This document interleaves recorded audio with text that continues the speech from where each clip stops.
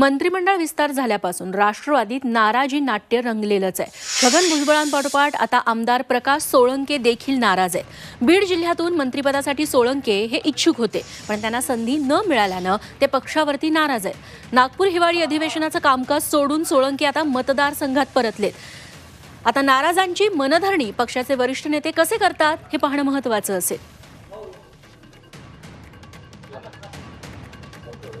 काय प्रतिक्रिया बघू काय करायचं। खरं तर अजित पवार यांना विधानसभेच्या निवडणुकीत अभूतपूर्व असं यश मिळालं। त्यांचे अनेक आमदार निवडून आले 41।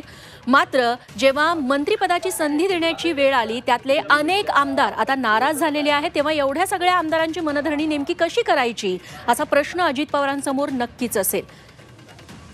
यातले महत्त्वाचे नेते आहेत ते म्हणजे छगन भुजबळ आणि सोळंके।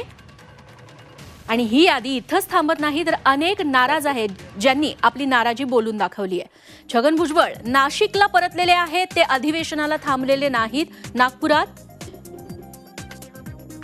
तानाजी सावंत देखील पुण्याला परतलेले आहेत।